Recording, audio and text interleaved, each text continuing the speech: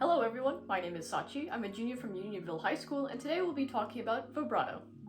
Vibrato can add emphasis, tone, and depth to a note when used correctly. I'm sure a lot of you have heard of the word before, and the technique is pretty self-explanatory.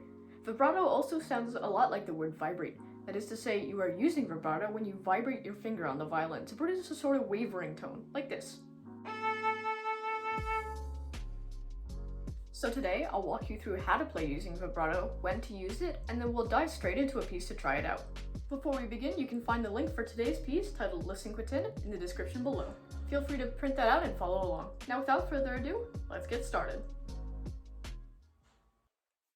So it's pretty simple to learn vibrato. All I want you to do is, well, first of all, pick a note, any note that you want to play vibrato on. I would pick a note on the first, second, or third finger, so stay away from the fourth finger for now, because it's a little harder to learn vibrato on there. Now I'm going to use a B on the A string for this demonstration. Now all I want you to do is loosen up your fingers, so let go of the tension in your hand.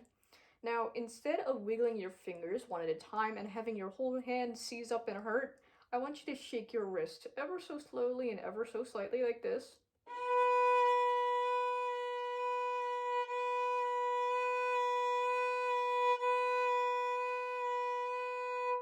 That sounds really funky, doesn't it? But this is completely normal because as you're playing it slowly, you can hear each individual pitch change, and it probably sounds really out of tune right now, but as you speed up those vibrations like I'm about to do,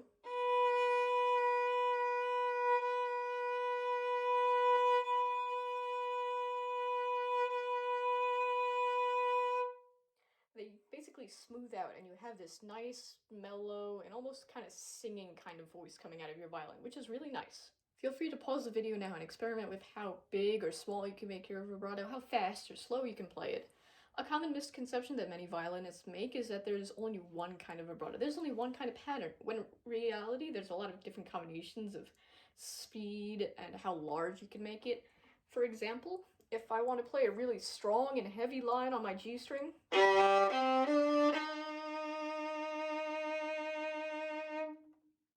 might want to use a really big and wide vibrato with lots of wrist movement like that. But if I wanted to play a really dainty line, like almost like a lullaby,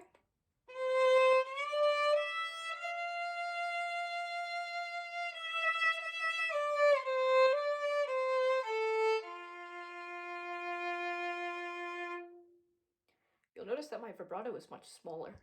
So feel free to play around with that, see what kind of combinations work better with different types of music.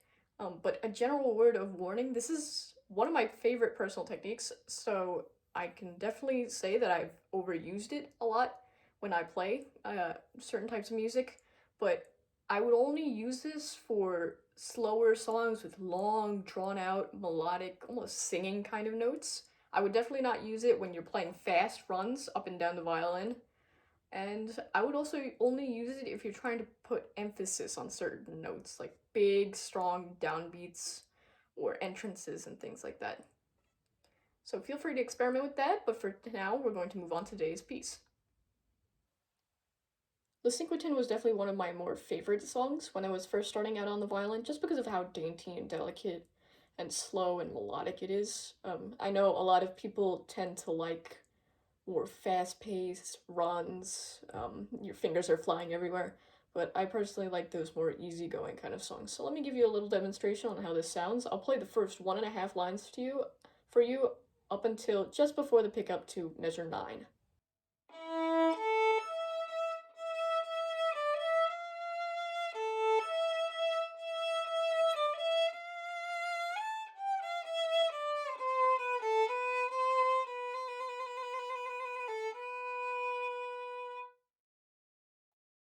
So I'm not going to go over each note in this piece individually, but just some general things to point out. Mind the piano at the very beginning of the piece with that one note pickup.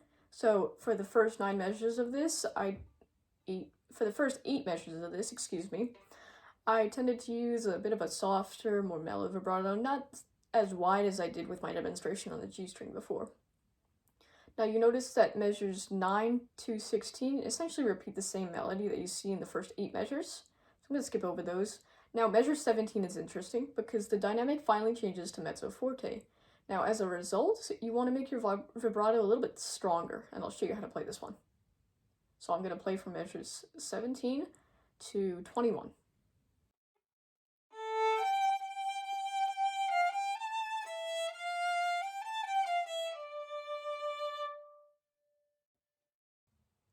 Now you'll notice in measure 24 that you have that one note C natural that decrescendos to a piano. So for this section from 21 to 24, I'm going to make my vibrato a little softer, like this.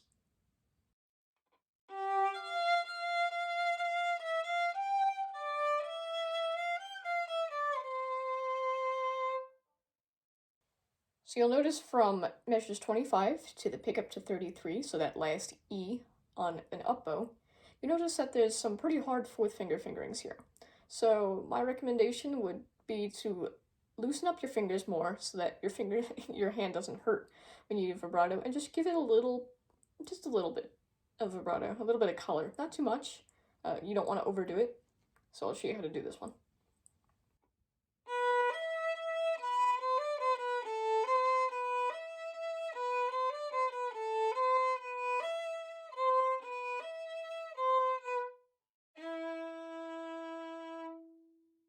So I did an emphasis on the very last note of that. Yeah, you notice that accent, which kind of decrescendos back into piano, going into 33.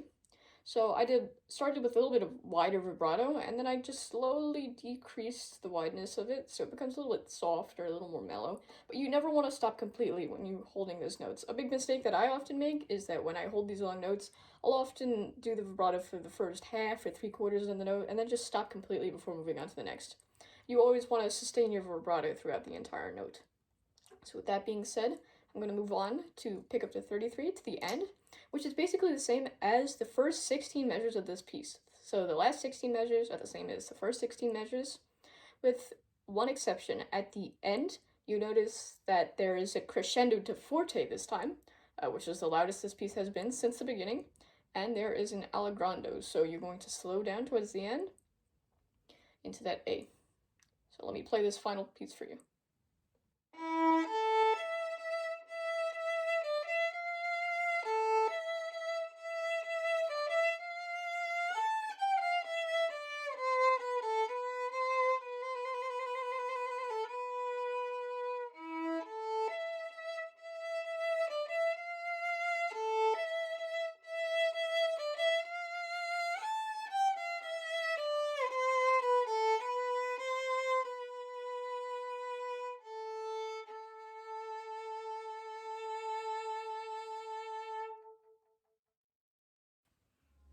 And that, my friends, is how you play using vibrato. It's a very professional sounding technique with a wide range of applications, and I'm sure you'll find plenty of ways to incorporate it into your daily practice. I also hope you enjoyed playing La Cinquantaine with me, but that being said, that's all I have for today, and until next time, take care.